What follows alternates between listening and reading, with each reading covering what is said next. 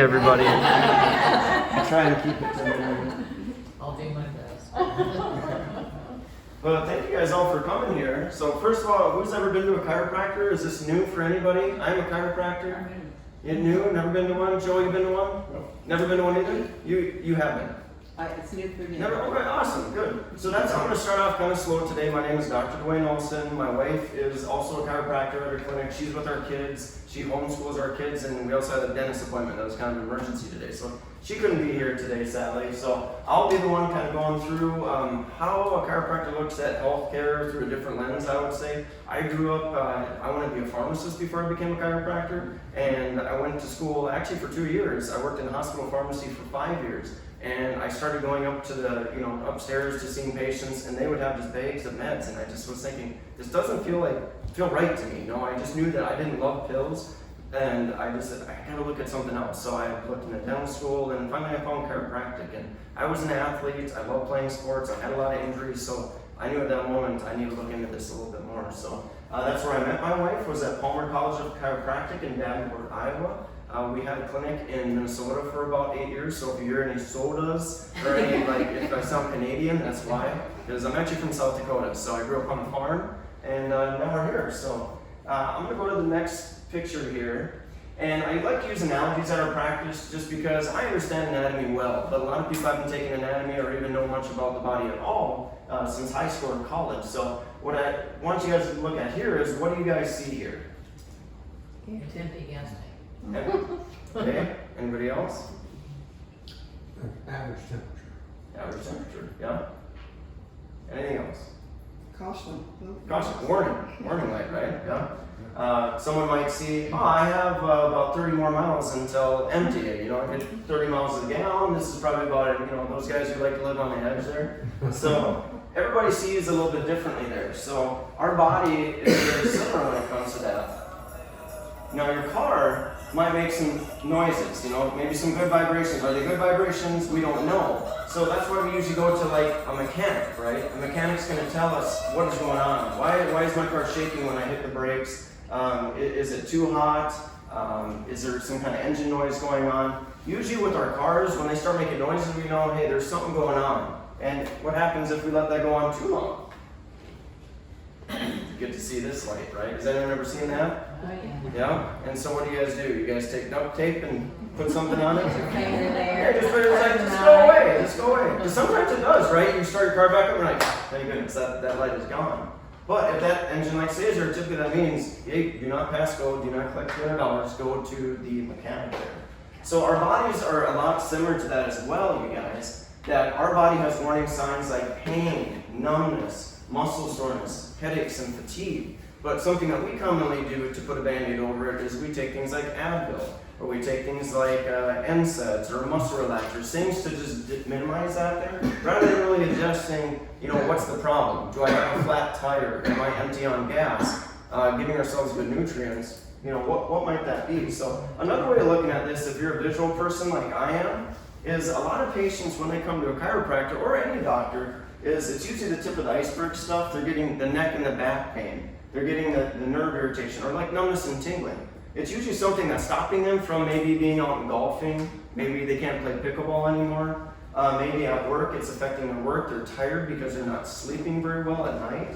So those are usually the tip of the iceberg things. What we like to look at in our clinic are the kind of the underlying causes there.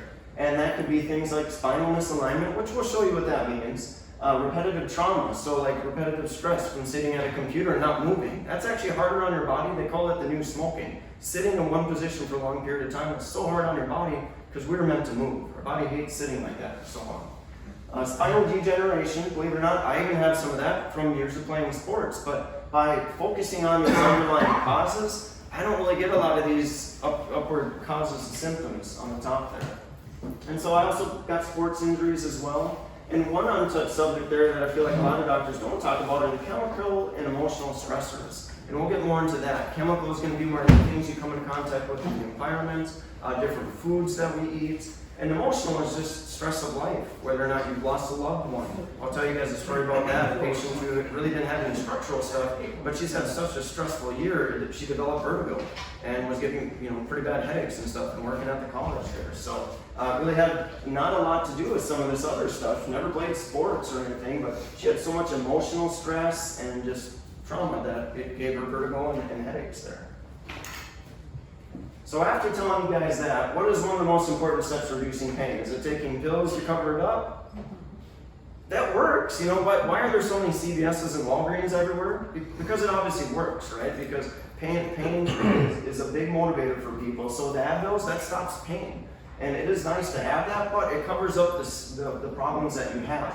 And those things that we find as chiropractors, they're going to be more physical, chemical, and emotional stressors. And most times people are coming to us because of this right here. They're saying, Doc, my back hurts, I can't bend over, I can't do this. Well, there is that physical stress. But after a couple weeks, a couple months of visits, and we're not seeing, you know, much of an improvement like I'd expect, we have to come back to these and say, Johnny, what are you eating? Like, are you shoving down Twinkies down your mouth every day?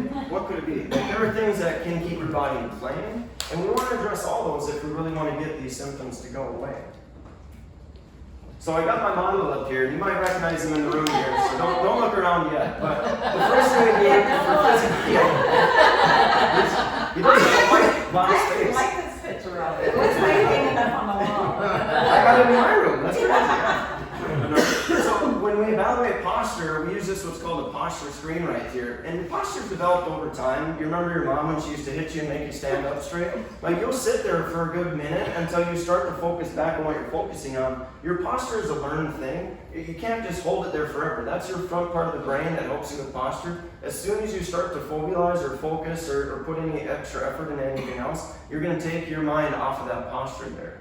So we need to train the posture to maintain the posture. And that's specific exercises that we get after we talk to a patient like this, where based on his weight, if his head was 10 or 12 pounds, his muscles may feel like his head weighs 42 pounds. Just imagine if you were holding your back like this for, 20 seconds, it's not a big deal. But if you stood like this for, 20 hours, your back muscles are going to feel like you're holding 100 pounds out like that. So that's why we look at those posture things, so we can give patients some cues there. We have a lot of patients that come in that had no idea that their head was so far forward. They had no idea they had that little bump on the back of their shoulders. Others are very aware of it. They go, Doc, I'm getting this buffalo bump on my back. Is that bad? Is it like a tumor? Is it a goiter? What is it? And sometimes it's literally just the spine from the head being so far down. And you guys have seen that walking around town, haven't you? The little lady that, right? So that's what we're trying to find here. They might not necessarily have pain, but how well are they functioning? And that's where I'd like to go to my next slide here, is talking about the difference between pain and function. Pain is a poor marker for health just because it's only about 5% of our nervous system. So when those service engine zoom lights in our body are going off, that means we're already kind of at the end of the inflammation there. We're already really overstimulated or overinflamed, so now our body's starting to send out those signals, those warning signals. So what we like to use in our clinic is a muscular and an autonomic nervous system scan. So between these two scans, we scan the muscles to say, hey, where do we have some increased tension? Where do we have a little bit of weakness right here? Why do you keep throwing this out? Well, this side might be really restricted and working too hard. This side might be giving out because you're trying to recruit that area. So we've got to develop and figure out some of these patterns just to see how are you working. Just like people like to golf out here, they swing the club and it goes to the right, and they have someone watching and go, okay, you went too far over the top. Now straighten that out. So we're doing that a lot with the body's muscular system as well as the nervous system, because your nerves are going to multiple different places than just telling you that you have pain.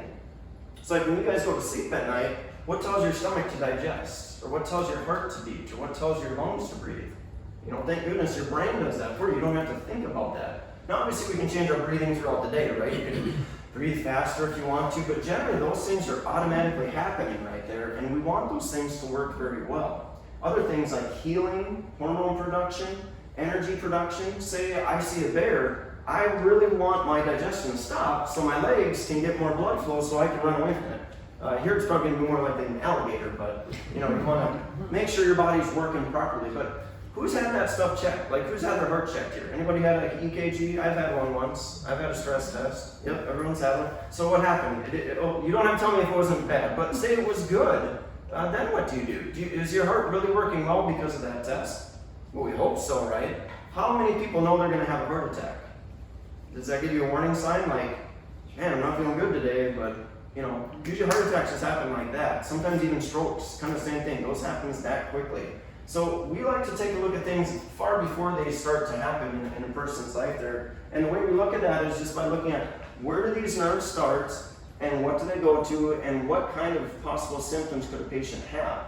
So with one of those scans, if I go back to here, if we see up in this gentleman's neck here at C2, C3, when I go to this little cause and effect area right through here, this patient did not only have some neck pain, but they also had some dizziness. They also had difficulty sleeping. They also struggled with some anxiety, and they had some reflux from time to time. It wasn't always there. It wasn't stopping them from eating, but they had to take Tums. They had to do things like take meclizine so they could go and ride with their husband while he was driving the car crazy.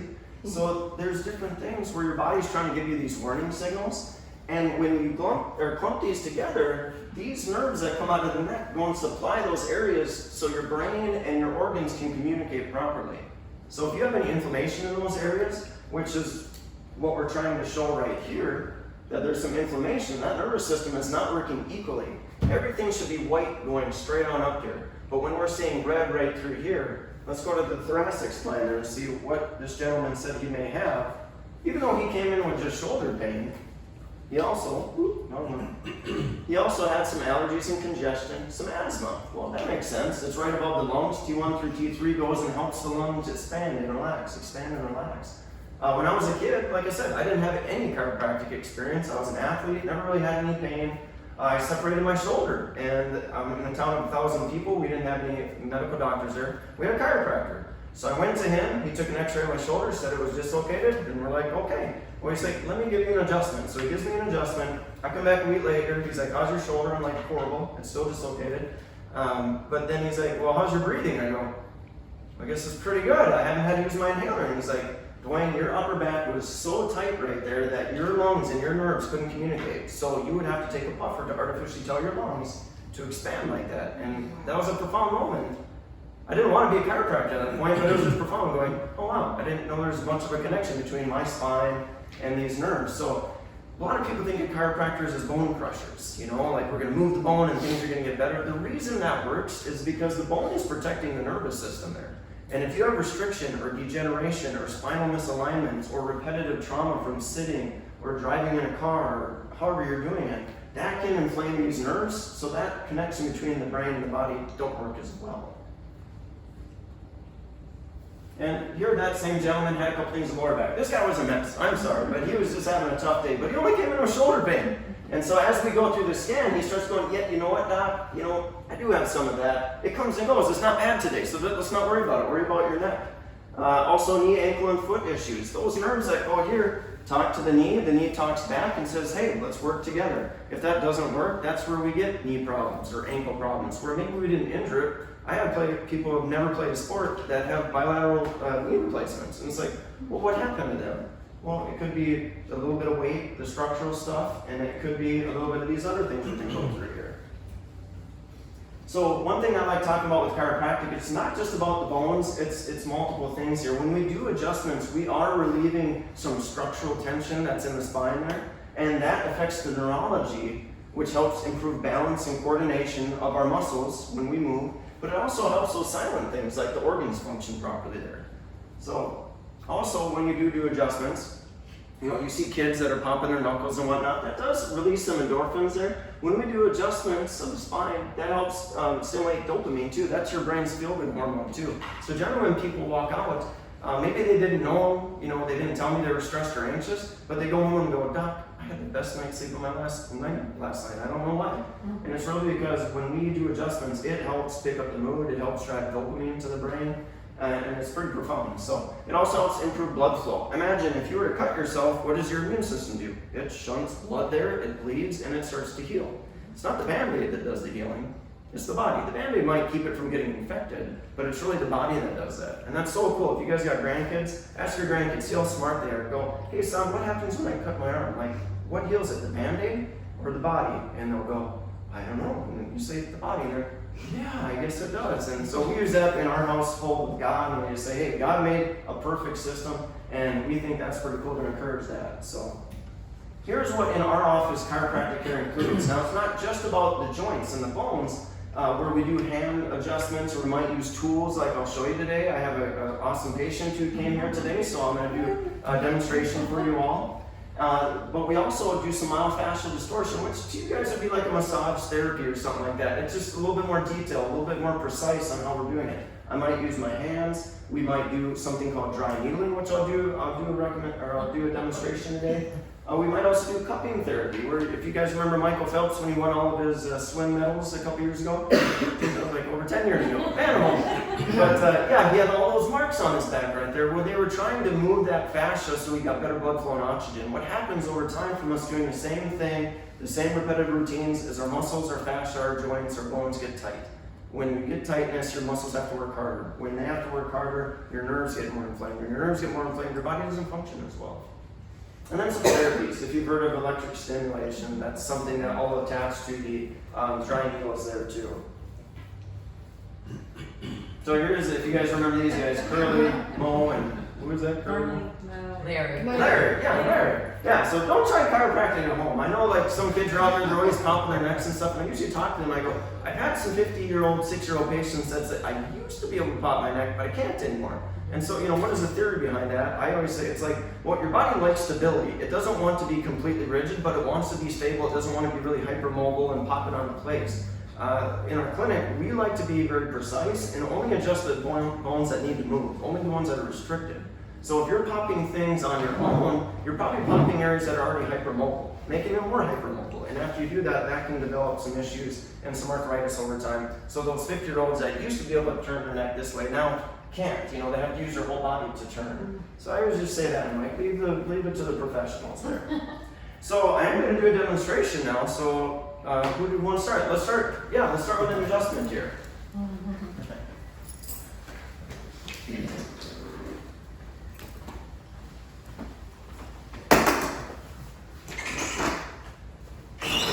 Alright, sir. So we've been seeing Mr. Javier for how many months now?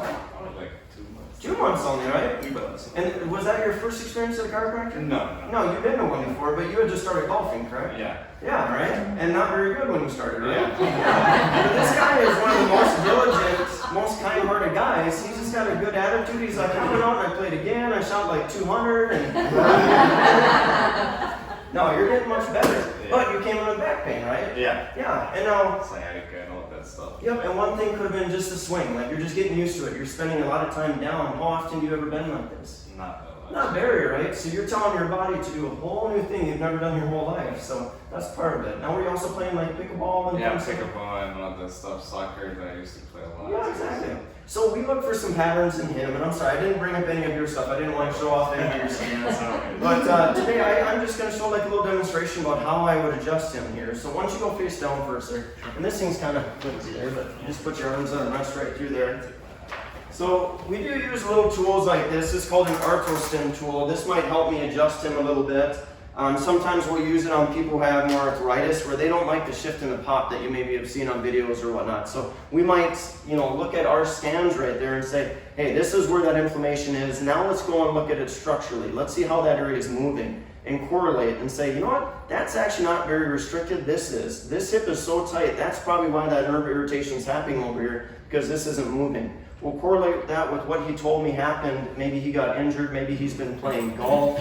But in general, I think it was just low back pain. Was it getting down the legs too? Yeah. Yeah, was it both sides or just It was left? mostly the left side, but then sometimes the right side. But Yeah. mostly the left side. Yeah. And now normally I would say for a golfer, that doesn't make sense that it's on his left side, but guess what? You are a left-handed golfer, right? Yeah. So when he would swing, he would step into that with that left hip and just over-irritate that thing, and that left hip was not used to doing that. So we were doing some adjustments in that area, and I'm not going to do it with this here, but just for an example, we would do some lighter adjustments right here just to get the joints moving in the right direction. And then, now you just came in the other day too, you had something going on in the upper back, right? Yeah, on my right side. Is that getting better, you said? Yeah, no, Okay. it's stopped hurting, which is good. So folks, just already know that I've seen him before. He's not just off of the street here, but so we already know what we've looked for on him. We know he's safe to adjust. That's a big thing when you come into clinic. We want to make sure you're safe to adjust. If you're a candidate for our treatment, we'll let you get adjusted, of course. But if you're not, then we say, let's go get some x-rays. Let's go get some MRIs and be safe and make sure, one, you're safe to adjust, and chiropractic's even beneficial for you. So, buddy, let's have you take a breath in here. What we're gonna do is we found on those scans that there was a restriction in his middle T6 area right in through here. And he was having some pain, and I think it was like a poker pain, you said, almost like a knife in the back? Yeah. Yeah. So what we do is we contact right in that area where that thing's restricted, have him take a breath in, all the way out. And then a little bit of pressure. One more time, bud. Take a breath in, all the way out. You're having stage fright here. A little bit more. Yeah, and one more time, a little bit lower. And all the way out. A little bit more. There you go. Yeah, he's a little tougher through that middle back. But like I said, the guy's never really golfed before. He's developing a lot of new muscles. He's getting some new tightnesses through there. So we're gonna adjust his lower back right here. So let's have you lay on your side actually facing this direction. All right. This is your main hip that was an issue. How'd that one feel? Oh yeah, I know. it's That was tough. You put me on the spot here. yeah, no, it's better. There you go. Yeah. Slide over this way. It's good. So this technique here is developed by Dr. Gonstead here. So he was very precise with the lower back adjustments right here. So what we try to do here is stabilize the upper body. It feels to the patient like they're falling off, but really I'm holding them up here. Their lower back is coming here. We're trying to develop tension down there, only in the area that needs you adjust. Some people, you guys have maybe rolled off the bed and felt your back shift. Usually it's going to pop in an area that's already kind of mobile. Usually the spot that needs you adjust is still going to stay there tight. So you get that little bit of relief for a couple hours, but you're like, I got to go pop that thing again. So I'm going to hold him up here. We're going to contact right where we need to adjust. We'll bring him down here. Little pressure, little push. There you go. We need to put a microphone there. Yeah. No, I didn't hear it. I hear it when I. Yep, exactly. You know, folks, not everybody adjusts like this. This kid is young, which is awesome, but I have people that are, you know, in their 30s, 40s, and 50s that don't like the snap, crackles, and pops like this. We have tables where they lay face down and we put pressure and we do light techniques. We slowly get that joint to go in the right direction. We're not trying to do that with one big, you know, swoop, especially if you've never been adjusted like that. It might be a little bit intense. So a little pressure, keep coming. Yep. All right, lay your back there. So it looks a little bit, you know, more, I would say, more aggressive when you're sitting over there. When you're here, what does it feel like? Oh, it feels great. Feels great, right? So there's that endorphin release we were talking about. There's that dopamine kind of rush to the brain where it's like, my body knows where it needs to be. And once it's there, you go, oh, I feel good. That's why a lot of athletes do it. Like, they don't have pain, but they just know they're at their best when their body's in alignment there. Now, your brother had never been adjusted, though, was it? Yeah, my brother. He had never been, yeah. Now, the first time, he was like a board when we adjusted him, right? The second time we adjusted him, he was much better. Yeah. He was like a different person. Yeah. All right, sir. So on these ones, very careful with this. We always want to check the carotid arteries, vertebral arteries right there. We do some tests just to see if people get any lightheadedness or dizziness. We want to make sure that they're not prone to stroke. That's a common misconception with chiropractic. Not even misconception, it is a possibility. There is a possibility of stroke. So we always want to make sure the patient, doesn't have a history of high blood pressure or sclerosis in the arteries or maybe smoking or being obese or overweight or diabetic. Those things. So we always try and talk with the patient and say, hey, this might not be the best thing for you, or let's go and get checked to make sure you're safe to adjust in the future there. So this man, he's in good shape, he's in good health, so we know he's good to adjust here. So what I do is I really stabilize everything I don't want to adjust, and I'm going to contact the area I do want to adjust, trying to be really specific based on those scans that we saw. So we hold everything here, we bring them over to the side, and it's just a little lateral bend right there with a little push. So just a quick little push here. There you go.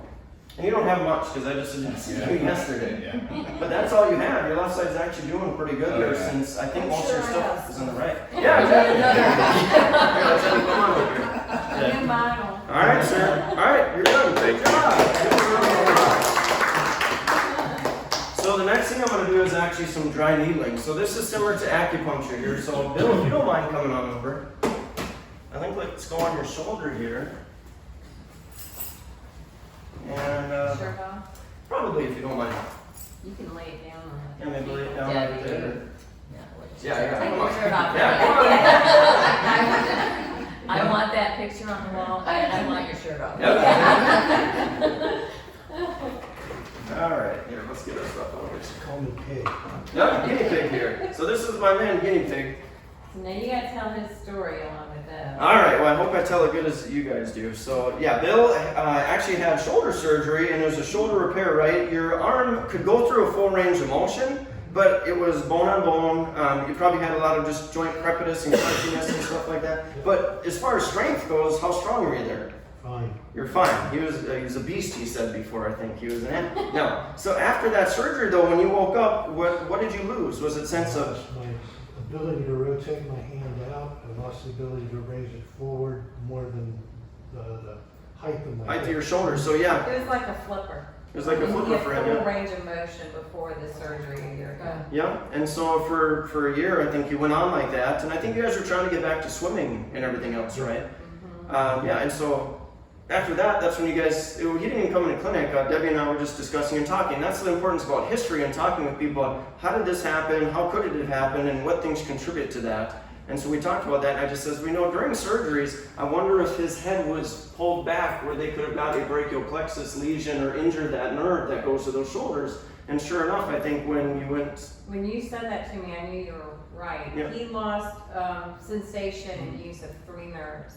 And he had muscle atrophy, so the back of his shoulder was caving in. It was like a dent He in was the getting back. deformed. Wow. So from 6 months of just swimming in the lap lane at the water park, he was able to get 2 of the nerves back, but the last one wasn't coming. Wow. And so meanwhile, I started working with Dr. Duane and told him about it, and he said, we need to do dry needling to, restore that nerve. The nerve, when it's damaged, can take about 1 inch per month to heal back regrow up. or Yeah. come back.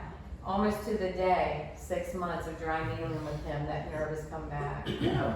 So, it's so important to share this because so many people are injured from knee replacement, hip replacement, shoulder replacement, and there's hope, to get it back. And I think the other big things were too is his posture at the computer. When you get those computer chairs that make you kind of sink back and your head comes forward, it puts a ton of tension on some of those nerves coming down. Some people get numbness and tinglies in the hand. His was more the top part of the nerves that go to the shoulders, so that it's really hard to raise your arm or go wash your hair or do anything. So big thing is we got him pulling his shoulders back, getting the chin pulled back. Debbie's really good about yelling at him to don't yell like that.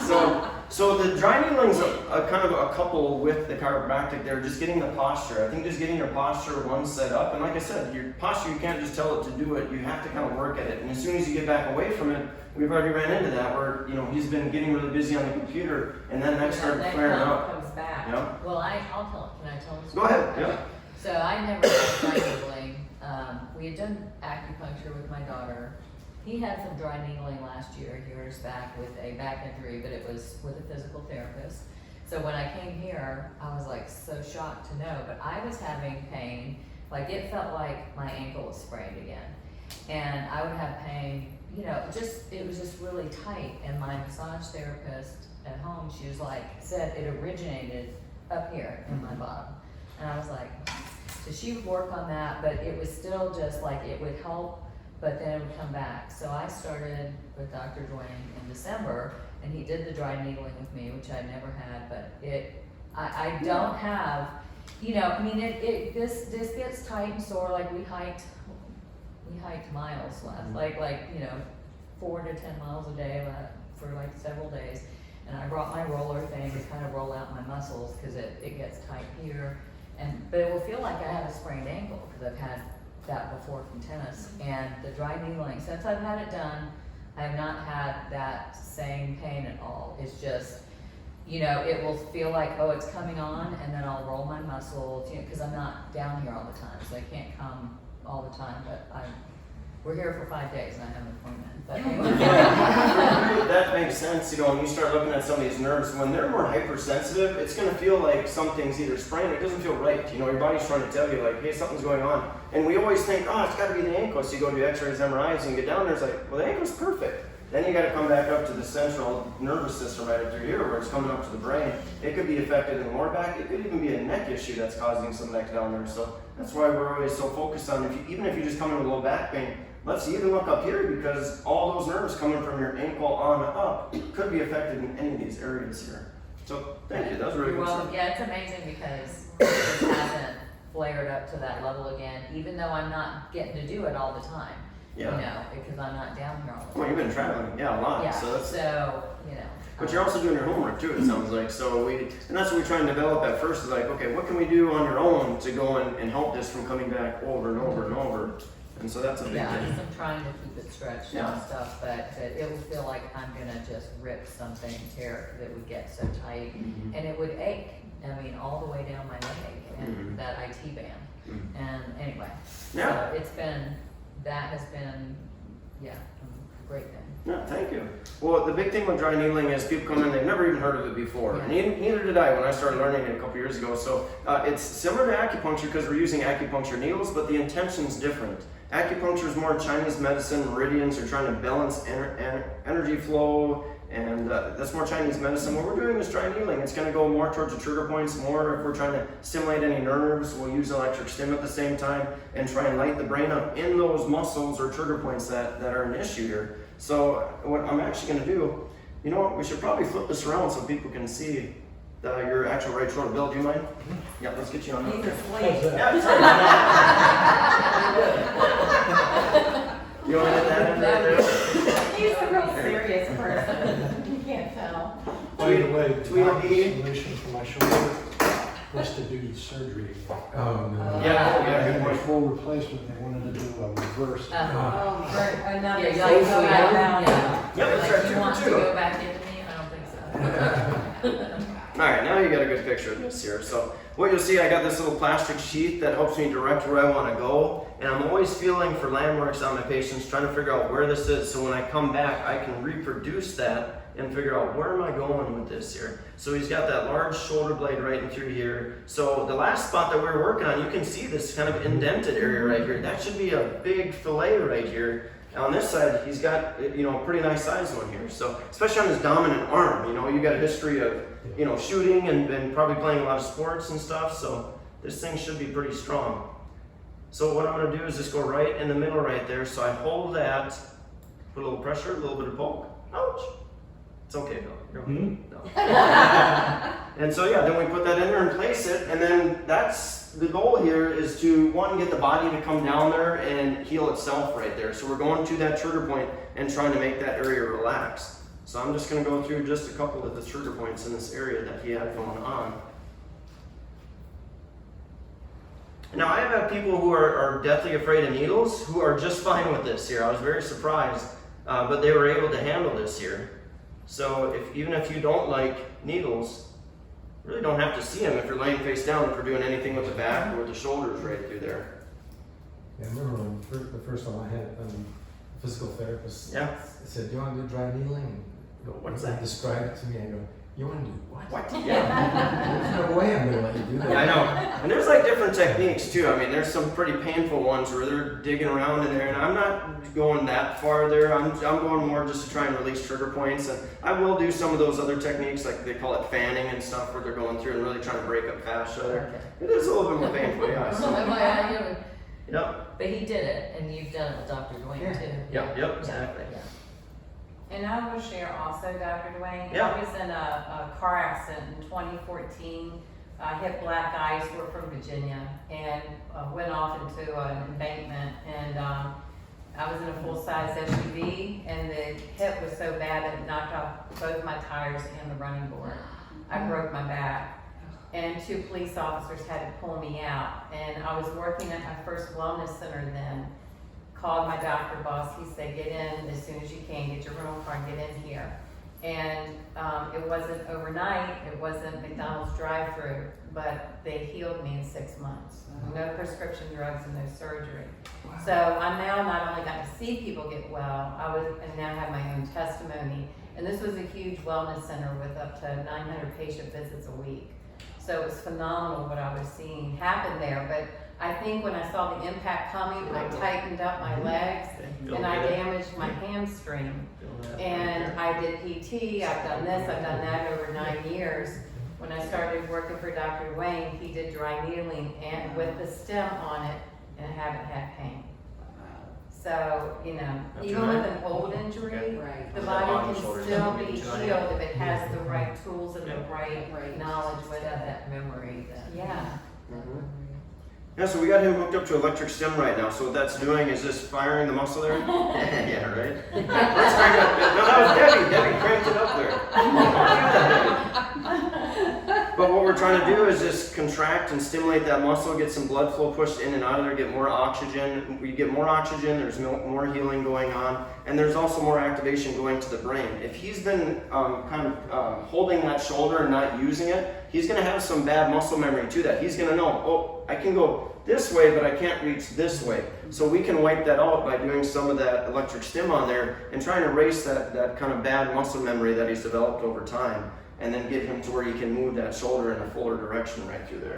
And then avoid chemical stressors. And this is where I just interjected moderate here, because if you are retired and you're having the time of your life down here, and you're like, I'm having alcohol, Duane, shut up, I'm fine with that. So I just say avoid refined white sugars. That's in like every white bread, pasta, carb, any cracker that you've ever eaten is going to have a lot of those refined, enriched, bleached kind of flours in it that are just going to be basically high in carbohydrates and sugars. That's inflammatory over time. It's not really, it's an empty carbohydrate. It would be better to do like lean meats and fruits and vegetables, like these lower things right through here. If you're trying to get really healthy, we talk about gluten and dairy and soy and corn. If you go to Italy, no big deal. They actually do a really good job of growing their food, and they have really good crops and really good soil. Here, not so much. Our soil is nutrient depleted right now. In most places, in most cases there. So, our corn and our gluten, that's what's hybridized. We're trying to get more yield out of it. So that's why our bodies are having more of a difficult time actually, digesting it, because our body's not used to seeing this genetically modified organism here. So when you can't do the clean or organic fruits and veggies, we always say follow the Dirty Dozen and Clean 15. That changes yearly there. So just go look it up online if you've never heard of it there. But like in general, like berries, you're going to want to try and buy organic as much as you can. And then, that's all I'll say about that one. But, grass-fed beef and pork, why is that? Well, they're going to usually try and fatten up those cows for when they're going to go and take them to slaughter there. They want them to weigh more, so you get paid more for that. So we usually try and find grass-fed, grass-finished beef and pork. We recommend Butcher Box. There's a Circle C Farms in town, or Circle C I think it is. Farms, that's local here. We love Butcher Box. They give us really good meats. It's all frozen, but so is the Circle C, and that's local. So I thought, well, I'm going to go with what's more economical for us. Wild caught fish is another one, because if you have farm-fed fish there that aren't bred out in the wild, that's another thing for fish there, because and obviously you can't eat too much fish. There's a mercury issue with that as well if you eat too much of it. So choosing filtered water, obviously most of our water is filtered down here. I wouldn't drink it from the tap. But when you do filtered water, especially reverse osmosis, remember your electrolytes or your trace minerals right there, because if it's just pure H2O, you're not going to get those minerals that were typically in aquifers or that were in spring waters there. So make sure you're adding either a supplement or you're putting some trace minerals or a powder in your drink every day or at least every couple days in there, just so you don't get dehydrated. I was drinking 80 ounces of water a day when I found this out and realized, oh wow, I'm just drinking straight H2O. I'm actually, my body's excreting it too quickly because I don't have any electrolytes to actually absorb from that water. So I just keep drinking and didn't do really anything there. So if you guys have any questions about pain supplementation, here are some of the bigger ones that I tell people to take. Even though we live in Florida, I've had people who've come in vitamin D deficient. They get their vitamin D every single day. It doesn't mean that you're actually absorbing 100% of it from the sun. Usually we say 15 to 20 minutes out in the sun is good to absorb some vitamin D, but there's so many things that are depleting our stores of that, and our guts aren't really great in America right now. So I usually do recommend like a sublingual liquid vitamin D.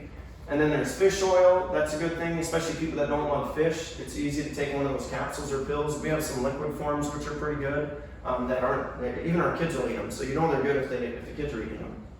Turmeric is really good. If you've heard of curcumin or turmeric, that is a good thing for anti-inflammatory. It's good for joints. Those top three are very good preventative daily things to take if you're active and you have some inflammation there. Collagen is good for hair, skin, and nails, and especially joints. It's kind of the building blocks of those joints. That's glucosamine chondroitin. Those two things are good for joints and the rebuilding of that. And magnesium is good for muscles, but there's multiple magnesiums if you guys have seen out there. So sometimes there's like magnesium citrate, which helps calm you, but it also helps accelerate you too. So you want to make sure you have the right magnesium for the muscles, which is going to be the malate and the glycinate chelate that we have. And potassium is another one you can get in bananas, but bananas don't give you 100% of your daily allowance there. So I would recommend when you guys do electrolytes, do those trace minerals, they'll usually have some of those potassiums and magnesiums that are in those trace minerals. So just make sure you're not getting too much of them. I had a kid who was, taking too many drops of that, plus probably doing too many fruits and vegetables, and it just accelerated him too much. And he was like, geez, this is really, so that's why don't overdo that stuff. So if you guys have any questions, I'll take them now. That was great. All right.